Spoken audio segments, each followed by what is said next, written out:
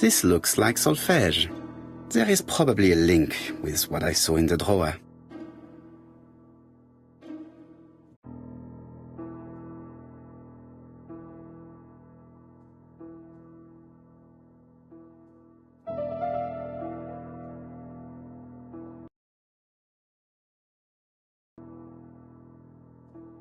There is bound to be a clue somewhere.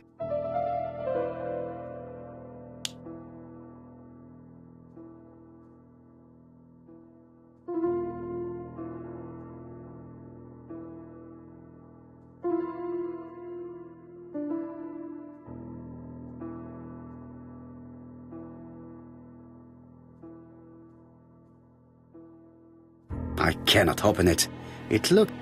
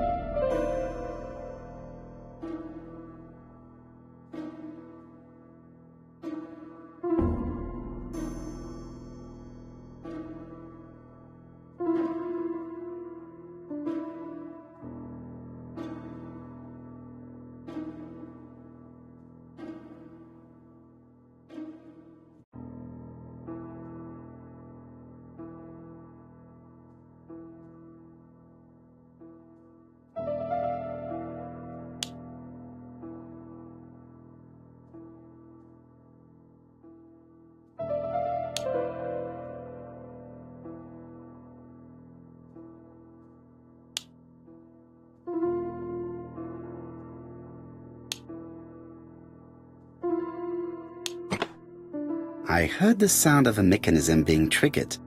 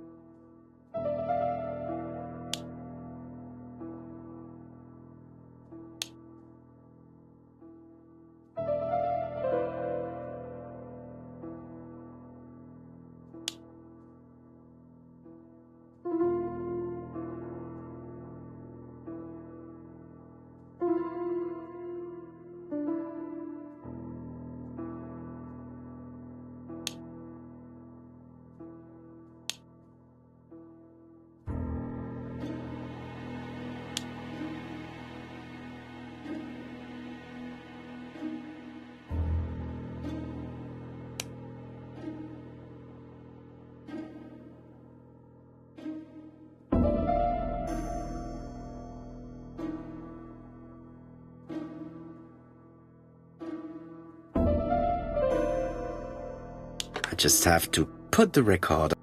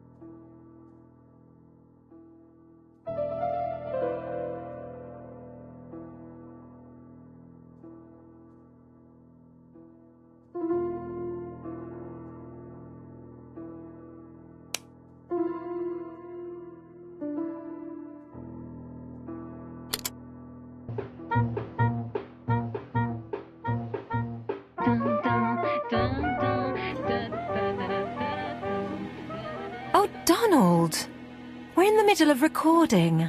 Sorry, Betty, but it's not wise. The doctor said you should rest your voice. You're such a killjoy sometimes.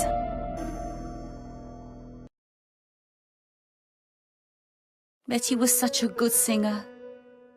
It's true. Did she have any problem with her throat? Yes, she had to be careful with her voice. Of course, she didn't follow the doctor's advice. If Don didn't insist, she... Well, it's too late for all that now.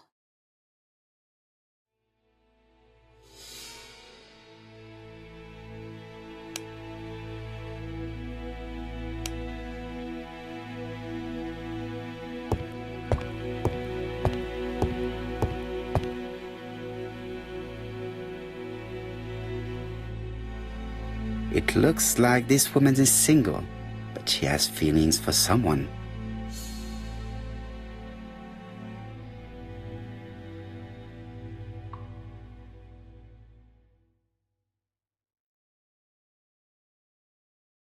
She is looking so intensely at this photo. But is it really a sister that she's studying in this manner?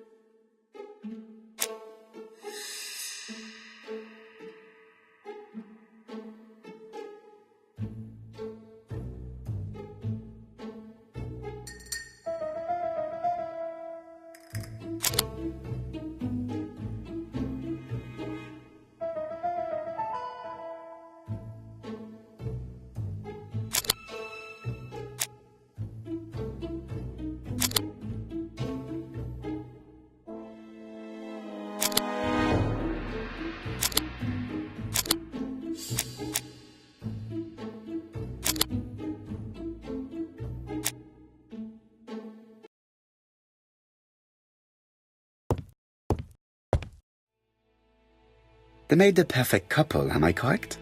Yes, in a way. She was pretty and he... Well? He's a bright man, with a promising career ahead of him. He would have made Betty a good husband. He was always attentive and generous. Oh, a true gentleman. I hear a note of envy in your voice. You must have heard wrong.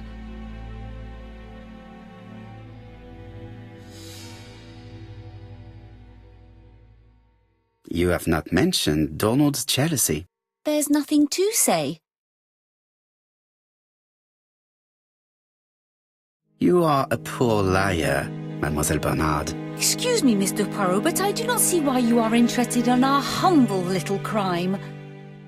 It would appear that your sister's murder is the second in a series that we have to stop as quickly as possible. The first was in Andover, and the same as your sister, the murderer sent me a letter informing me that a crime would be committed in that town. Now can I count on your honesty? Yes, you have my confidence, Mr. Poirot. Don is a quiet and sensitive young man. Slightly reserved, too. And as is often the case with reserved people, when he flew into a temper, he completely lost control. He could be so violent. Betty was frightened. And when was this? The first time was about a year ago. But they rowed more recently. Donald found out that Betty had lied to him. She said she was going out with a girlfriend, but she went out for dinner with a married man. It was an awful scene. She told him that until they were married, she was free to go with whoever she pleased. Donald turned quite pale and started shaking and kept saying one day. Well? He'd commit murder.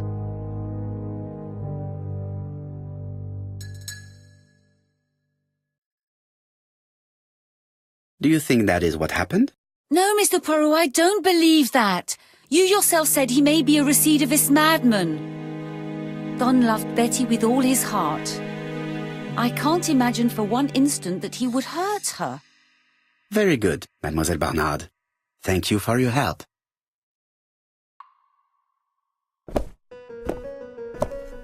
Fraser is at the Ginger Cat. The police haven't spoken to him, but they want to. Très bien, Hastings. Let's see him now. Au revoir, mademoiselle. My deepest condolences to your parents. Of course, Mr. Poirot. And don't be too hard on Don. He's more fragile than he looks. If you say so. Let us now try and get our brain cells to work.